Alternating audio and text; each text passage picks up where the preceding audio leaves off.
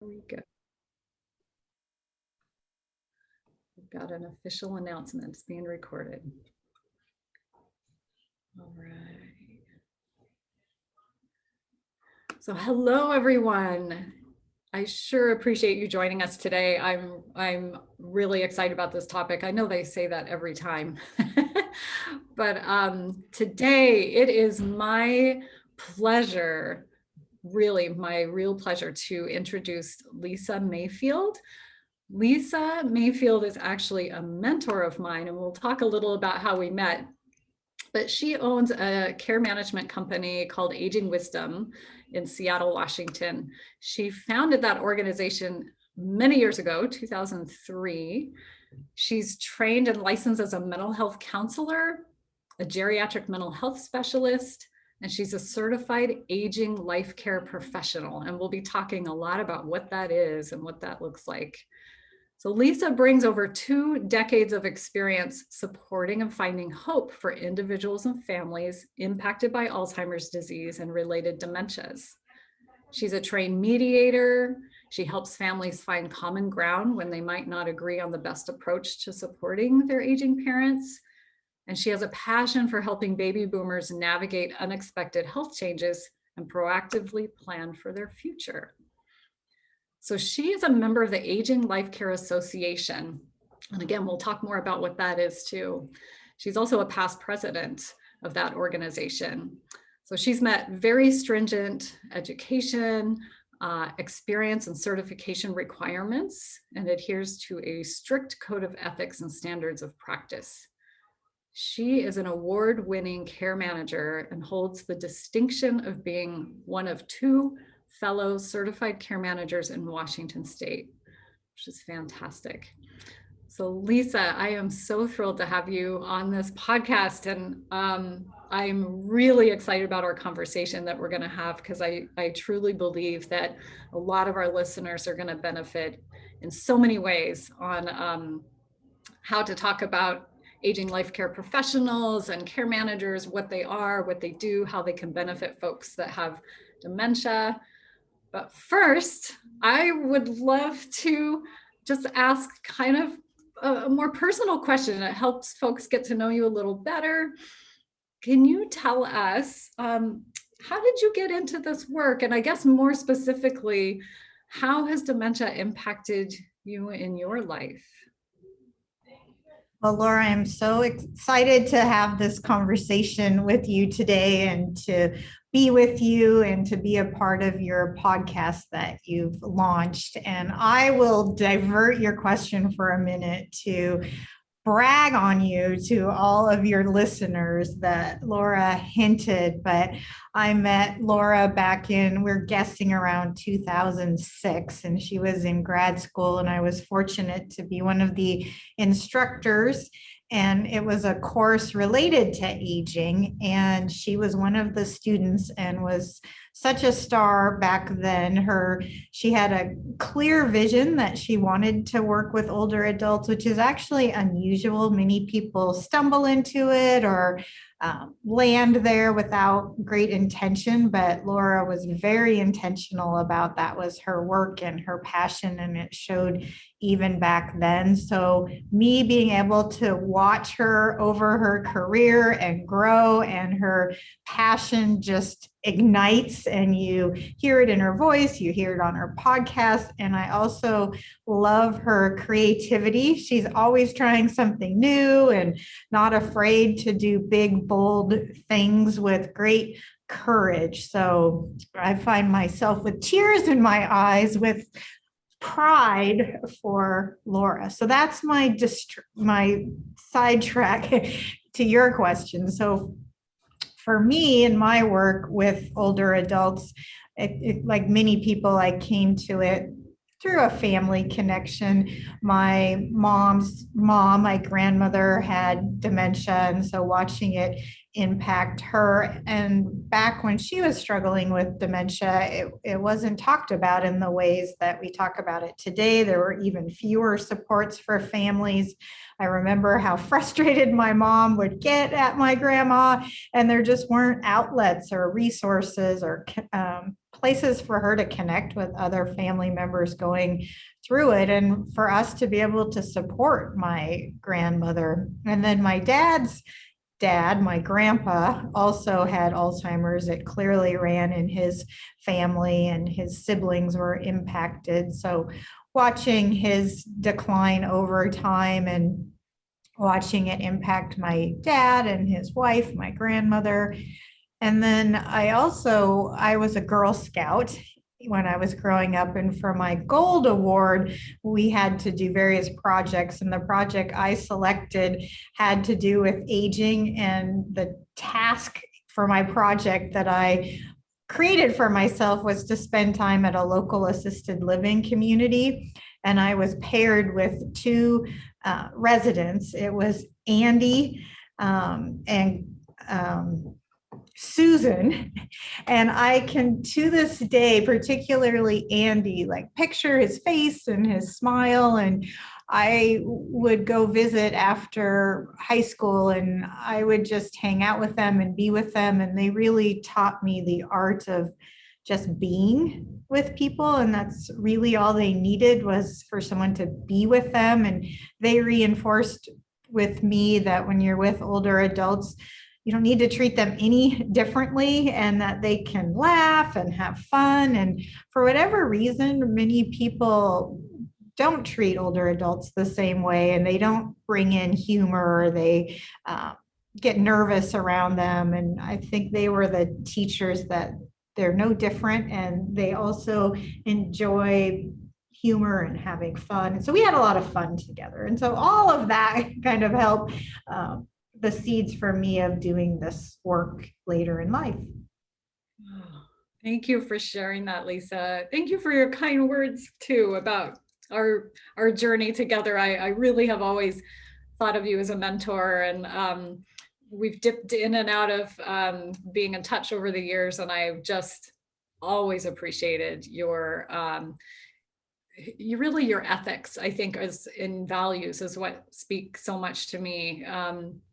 Yeah, it's just so important in this work when you're working with people and people that are often in crisis, or people that are grieving. And it's just, I think it's just crucial to have professionals in the community that you can reach to, that have a very high ethical standard. And yeah, so you also said something else that I just appreciate so much hearing, and that is that you learned how to just be around older adults, or those individuals that have memory impairment. And I think that you're onto something really important there, because when we talk about dementia, it's a very serious kind of conversation. It can become very medicalized. And I think about that when I think about cancer, and how talking about cancer used to be, and how there was a real cultural shift in the last few years around embracing it and being familiar and comfortable in talking about it, and having groups and organizations and even conferences that encourage people to remember who they are without the disease. And I really believe that there's a movement that is happening, or we're helping to have happen with dementia, in that the importance of acknowledging someone's personhood and individuality and their autonomy where we can. And so anyway, yes, I appreciate that a lot, Lisa. And when you were talking about mentors, so one of my mentors, her name was Judy Roberts, and she actually developed younger onset dementia. But early on in my career, she got me a book called Back to One. And it was this concept of, and it was based on a therapeutic relationship, but I think it's so true in many aspects of life, that you can't accomplish anything without going back to one. And this back to one was the relationship, the connection to being with people.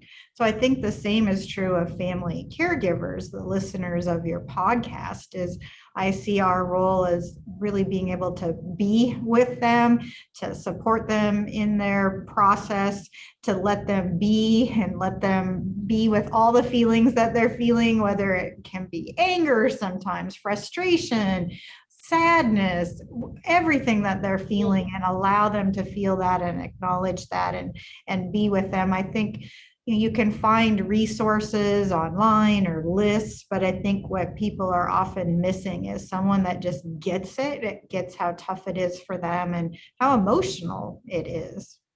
Yeah, absolutely. I mean, yeah, the importance of, because it can feel so isolating, especially if you didn't have the experience of a grandparent or someone else in your life go through something similar. There are no models out there. There are no mentors out there. And so, yeah, acknowledging that those things are it's very normal to experience the whole range of emotion that comes with being a caregiver, but then also recognizing that there are others out there also going through the same thing. That's huge. Tell us a little bit about what is an aging life care professional and what is a care manager, and give us a little description about what that role looks like and what that is. Right. And so if I talk about the work I do, I like to point out that there's people like me all over the country doing this work. We're a profession, the Aging Life Care Association, and we're a group of people that not enough people know about, but I describe it as consultants that work with individuals and their families navigating all the complicated issues that arise with aging, but in particular with dementia and the different challenges that families are trying to figure out what to do, whether it be a parent or a spouse or a partner who's resistant to care, they don't think they need help, they don't want help, what difficult decisions that families have to make. Do we stay home? Do we move? How in the world do we navigate all these doctor's appointments and doctors that aren't talking to each other and doctors that give conflicting information, or you land in the hospital and their hospital doctor is pushing you to make decisions that you're not sure you want to make. And so aging life care professionals partner with families in making these tough decisions and being a constant in their life through all the different changes that will happen with the progression of the disease and the various challenges that come along the way, is helping families navigate those, helping families understand what all their options are for decisions that they're making, help them kind of weigh the pros and cons to all of those options, and in particular, helping them make those decisions based on their particular situation, which includes also their financial situation and how much financial resources they have to pay for care. And it's fairly unique in the sense that we're the advocate for the family. We are not represented by any other group. And so we can come at it from an unbiased perspective and sharing from our background and experience what we've seen other families do. Also, one of my colleagues in Florida, Amy O'Rourke, she talks about care managers having like a crystal ball. They help families know what's coming down the road, what we can get them to anticipate happening, and then trying to make it easier for them before they get there. Like, this may be the next step for you. Your dad may have trouble driving, and here's some ways you can deal with it. So also being able to talk about things that you're not currently dealing with, but you might be down the road. Oh my gosh, I love it. You said so many great things. One of the things that I jotted down, a couple notes actually, is that and full disclosure, I'm a care manager as well, and I love this work really because of all the reasons you just said. One of which is that care managers or aging life care professionals work for the families. And I think that what families often experience is it's usually if somebody may be hospitalized or they might be receiving rehab in a facility somewhere, and there's maybe a social worker or a discharge planner or someone assigned to the facility whose role is to help people kind of navigate what's happening. But what we often find is that their best interest is really the best interest of the corporation or the facility they work for. And they have many, many other families and clients and patients that they're working with. And so one of the things that's so valuable about this work is that an aging life care professional truly works for the family and has the family's best interest in mind. And then the other part of what you talked about that I just appreciate so much is that if a good care manager or a good aging life care professional is really going to recognize that sometimes there's not always one right answer for a solution, and to take into consideration a family's values, what's important to them, because everybody is unique and individual. Every family is unique and individual, and what's important to each family is going to vary. And so it's a real skill set to have as a care manager to be able to see, to help families understand what is most important to them. For example, is it more important above all else to keep mom and dad together through their end of life? Or is the number one priority to find the best quality of care, no matter what that looks like or where that looks like? Or the example that you use that I love that you brought out is looking at all of the aspects, including individuals' financial situation, because that can drive or open doors or limit options. But as an aging life care professional works with someone financially to look at what their choices are, it just can help families become more clear moving forward. And also our role is to help create plans that are sustainable over time based on the financial resources of the individual. And that's what we'll find often when somebody is in the hospital, and you mentioned that discharge planner that's helping the families navigate getting out of the hospital. It's often they have the whole floor of the hospital that they're managing. It's typically a different discharge planner each and every day. So if you talk to one on Thursday and you make a plan, well, on Friday it's a different person and they know nothing about the plan that you talked about yesterday. They'll often hand the family a list of 30 rehab communities and ask the family to pick one. Well, first of all, the family has no idea what a rehab community is, why they should go or not go, and how to select one out of this list of 30. And so being able to provide the big picture, and that's when you mentioned loving this work, that's one piece I love about this work, the fact that we can look at the whole picture and we can represent the family system. So not just the older adult, but the older adult isn't in a vacuum. They might have their spouse or their partner or their kids or their second marriage or the neighbor, and we can support that whole system.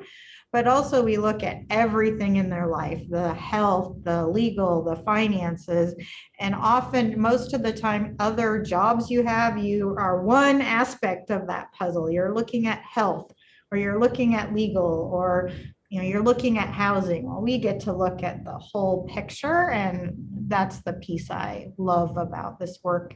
One of the pieces. One of the yes, and I think there's such a need because, like you were pointing out, all these areas can become so compartmentalized. You go to the elder law attorney to deal with the legal stuff, or you go to the financial planner to talk about the financial planning. But often, and those professionals can be, go to the doctor for the medical stuff. They all are educated and they know their stuff. And however, to have a sort of an advocate or a person that holds the space for all of those entities, for all of those areas, is crucial. I mean, I know that I have story after story, I'm sure you do too, Lisa, of families getting conflicting advice from these professionals that might lead them down a road that could cost them a lot of money in the future, or not be the best setting for their loved one, or the plan that came together was sort of mismatched and pieced together. So I'm just, of course, I'm biased in the work of what a care manager can provide. But I think about kind of that one person that, again, has the family's system best interest at heart, and can take that information and review the pros and cons and go over all of the pieces. A care manager, in my opinion, and I'd love to hear what you think about this too, Lisa, isn't somebody, my philosophy is, it's not somebody that is going to tell families what to do. It's more around educating families so that they're clear about the pros and cons of those choices and decisions. Because if they're educated, then when they move forward, it's clear to them. Right. And when you two words came to mind for me when you were talking. One is the constant, that we could be the constant for the families over the long haul. So if your parent moves to an assisted living community, we're there. They land in the hospital, we're there. They move for a short-term rehab stay, we can be there. We can be there again when they're back at assisted living. If they end up down the road on hospice, we can still be there then. It's that one person, that thread throughout, that can be so helpful for families. And the other, I think, is the interpreter. So when you mentioned attorneys, financial planners, doctors, I find that we all are so ingrained in our professions that we use language that fits for that profession, but we have a harder time explaining it to families. So I feel like another role of an aging life care professional is to say, all right, this is what the attorney said to you. Let me explain it to you in kind of layman's terms that you can understand. Or this is what the doctor said. This is what he meant, and make the language more approachable. And then, I do think our role is to educate families. I think we are educators at heart. And at the same time, I find over the years I've done this, that families actually appreciate someone telling them what to do. Because by the time they get to us, they're so overwhelmed, they're so defeated, they're so hopeless, they're so discouraged that they just need someone to calmly and confidently say, this is what I think you should do, and here's why, and take that decision making of those 30 places off their hands and really make it clear to them. And I always say we wouldn't have a job if the systems weren't so dysfunctional. And so if it were easy, families wouldn't need us. This stuff is not easy. It's very complicated. And that's why we have a role, is because these systems are so. I love that, Lisa. Yeah.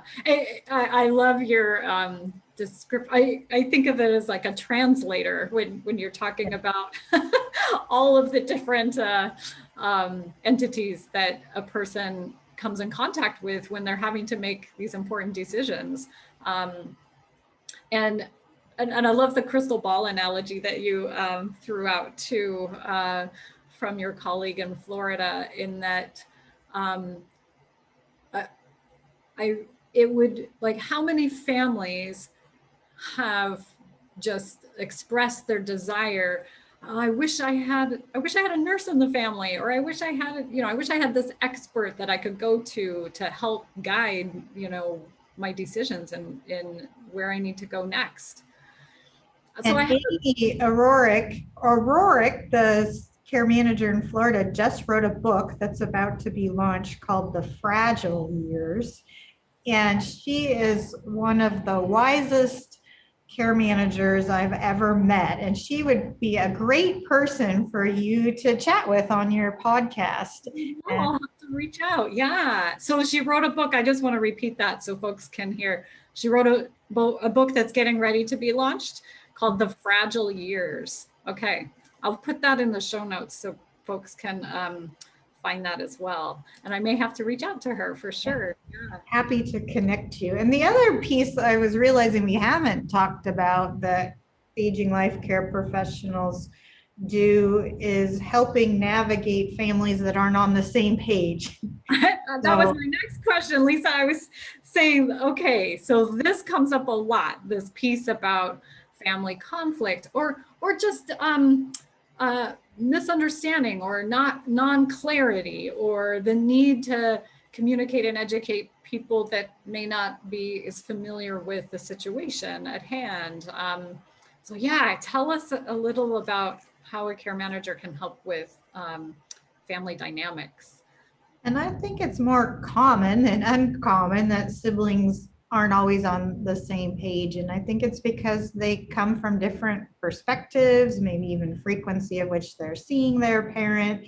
And even the most functional families, when it comes to making decisions around their parents' care, will fall apart and come to disagreements. And I often see like old hurts, like hurts from when they were young, ways they hurt each other when they were young, comes out for whatever reason when they're trying to help their parent. And I have thought about it over the years about this idea with older adults, we're often balancing independence versus safety.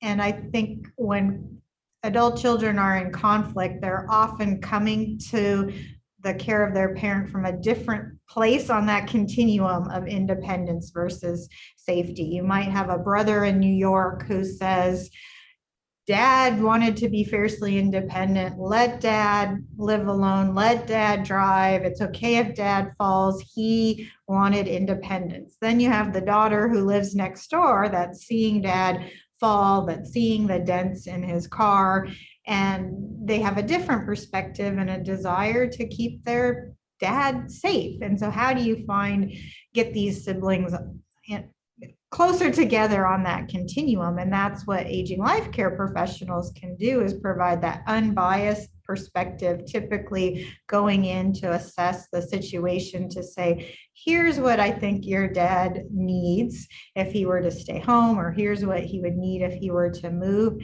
and give that perspective. And often having that outside person giving their assessment and recommendations can be enough to diffuse the situation. But I know you've seen a lot of families in conflict as well, and probably have your perspective of how you've worked with them finding common ground. Well, I agree really with everything you're saying, especially the piece of people. It can be such an emotional time, and just like you said, when there's unfinished business, from the past, times of high stress is really when that stuff comes out. It's also often a period of grieving, right? There's so much unknown about the future. There's unknown about the present moment. There's a grief and loss component that is often at play. What is my life as a sibling going to look like without my mom here? Or, we've always had this matriarch or patriarch of the family, and now that family sort of dynamic is being disrupted. And so taking that approach of often what I see is that families are in this disruption because what is known is now unknown, and helping, that's the education piece that I feel like a care manager can do really well, is make sure that people really understand the diagnosis, that people can really understand the choices that are available, the pros and cons to those choices, finding out and getting really curious about where the concern is arising from. And it's an opportunity. I mean, these are all opportunities, right, for families to be able to come together. Sometimes that doesn't happen. We've seen that too. Many of our listeners have experienced being the responsible one, the only one, the whether it's a sibling or a spouse, but you're put in that position of being the primary caregiver because you live close or you were the chosen one. So it can bring up all kinds of feelings there for sure. One more, I'd love to ask you about this too, in your opinion of how care managers can help. And that is, I get a lot of family members that ask for help in talking to their loved one about a situation, whether that's their diagnosis, they don't know how to talk to their loved one about their diagnosis, or they don't know how to talk to their loved one about a potential move. How can a care manager help with that sort of situation? A great question, Laura, and you're right. That's often the reason families end up with us is that resistant. Parents are resisting help and they're banging their head against the wall trying to figure out how to get their mom help. One of the aspects of dementia, one of the symptoms is lack of insight. So one of the ways in which the brain is damaged from the disease makes it such that when an individual is diagnosed with dementia, they don't see the changes in themselves, or they don't see the extent of which they need help. And that's because of the way this damage is happening in the brain. And so what I like to do is just remind families that this is a part of the dementia. And families will talk about it as denial. My mom is in denial. Well, it's not denial. It's actually an inability to see that. So no matter how many times you talk to her or how many different ways you see it, she's not going to suddenly have a big awakening. I always joke, she's not going to say, oh, you're right, Laura, I do need help. Send in the caregivers. Like, that is not going to happen. So our work as care managers is to educate families about that and to give them new techniques, new language, new approaches with their parent. And instead of trying to reason with them or to interact and have these intellectual conversations the way you would in the past, that's no longer going to work, because with dementia, you can't weigh pros and cons. You can't problem solve as the disease progresses, which is usually the point of which parents need help. And children are having these battles as later on in the disease. And so part of our role is teaching these new techniques, but also to be able to figure out what language might work with their parent given where they are in the progression.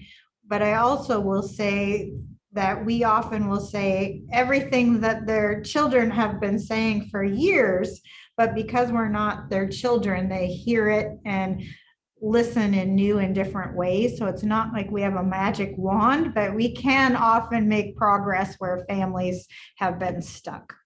Yeah, that's so true. Yes, I can't tell you. I just spoke with a individual this morning who said, I've been telling my mom this same thing over and over, but when you told it to her, she could hear it. It wasn't her child giving her this information. It was someone outside in the community. It was a professional. So definitely that holds a lot of weight there. Tell us two things. I would love for our audience to know, how can they find a care manager, but also what is the requirement to be a care manager? What sort of background do these folks have, and how does someone what can they expect when we're talking about professionals? Who are they? What kind of professionals are they? And you can find an aging life care professional on our professional association website. We have a directory where you can do a search by zip code or city, and that website is aginglifecare.org. And to be an aging life care professional, the majority of aging life care professionals are either social workers or nurses, or the other category is sort of miscellaneous, where you and I both fall. My background is counseling. So some professional background related to clinical work. And then there's a certification process to be a member of ELCA, our professional association. So I'm a certified care manager. So that means you've had a certain number of years of experience of supervision, and you passed a test to show that you have a foundational knowledge. Many aging life care professionals have a graduate degree as well in their background. So they come usually to this work with a lot of experience in other areas that helped create a foundation for being an aging life care professional. The other piece I'll mention is how aging life care professionals get paid. So aging life care professionals typically bill for their time by the hour, very much like an attorney. So the work that they do with you and the cost is really a reflection of how much time you need from them. So sometimes families will come and just need 1 or 2 sessions to get the lay of the land, to understand the options, pros, cons, to help have a plan created, to be connected with the right resources. And then they go off on their way and they implement that plan. They can certainly come back and check in and have further problem solving along the way, whether it be 3 weeks down the road, whether it be 3 months down the road. And then other families will have aging life care professionals involved in a much deeper ongoing way, whether that be checking in on their parent where they're living in assisted living or an adult family home, or coordinating doctor's appointments, going with the parent to a doctor's appointment to be able to make sure the doctor understands what's happening, being able to follow through, and just being an ongoing emotional support as well as problem solver along the way. Love it. Thanks for explaining that. I think that really illustrated the amount. I talk about care managers can do as much or as little as someone needs. And you just described that so well. It could just be one consultation to just kind of get the family going in the right direction. It could be very specific, related to a certain topic or issue that is at play, or it can be broad and more open to pre-planning, to prevent a crisis or something. Yeah, and then the idea, I love how you kind of separated care manager as a consultant and care manager as a kind of on the ground doing the work, going to the appointments, attending the care conferences, making sure families are aware of what's going on, overseeing the services that were put into play, like maybe somebody hired a caregiver, or they want to make sure that Meals on Wheels is really delivering the food they say they are, or the housekeeper really is showing up, or those sorts of things too. Yeah. Because often just getting caregivers in place or just getting your parent moved to assisted living doesn't solve all the problems. There's still challenges, unfortunately, that come with caregivers or come with living in assisted living. And so having somebody to navigate those challenges can be very valuable as well. Another point that I think of too is this piece of care managers, I think, can be beneficial to folks, often if a family lives out of the area, to have that kind of point person that has eyes on the situation can be so valuable. But then also for families that are so busy, they're working, they're maybe raising children, or they're busy and they don't have the time to be doing the oversight, even if they knew what to be doing. And then there are so many folks out there that don't have any family. They don't have children or other family members that are there to advocate for them and make sure they're getting the care they need. So it's really, really a wide range of folks, I think, that can benefit from those services.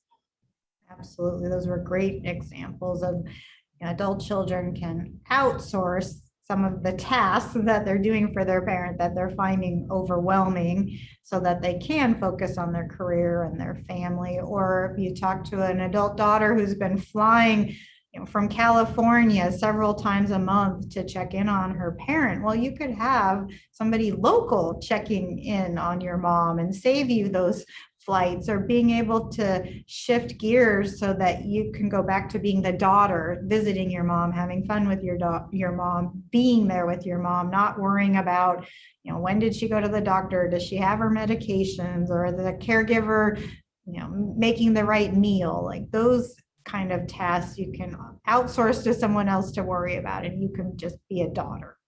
Love that. Yeah, that's what a lifesaver for so many people. That well, Lisa, can you think of anything else that would be important that we didn't touch on in the world of aging life care professionals or care managers that might be helpful for a family that's navigating this dementia journey?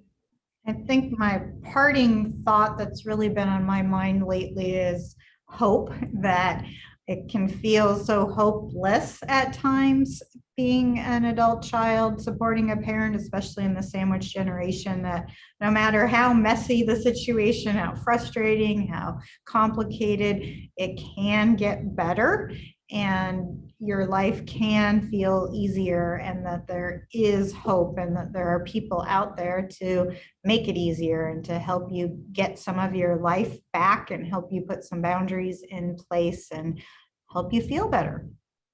Love it. I sure appreciate you coming on. I want to do kind of a little shout out to our folks that are listening. Lisa Mayfield was a presenter on our Get in the Lifeboat Summit that we had. I think it's been a couple of years ago now. But Lisa, you presented a beautiful it was a presentation on building your support team. And we still have those presentations up in our Facebook group. So if anyone is interested in listening more to what Lisa has to say about thinking about building your support team, then you can watch her presentation. Again, it's on Facebook at Get in the Lifeboat. And I also want to remind folks that you can find an aging life care professional in your community. If you go to the website that Lisa talked about, the aginglifecare.org website, there is a button you can click to find an aging life care professional, and you can sort by location. And it can just be such a valuable tool to find someone in your area that's familiar with the resources where you live, those local resources. So Lisa, thank you again so much for coming on. It has just been such a pleasure, and just appreciate you. Thank you, Laura. It was a pleasure being here and chatting with you and being here with your following. Lovely. All right, everyone, have a great week, and we'll see you next time. All right.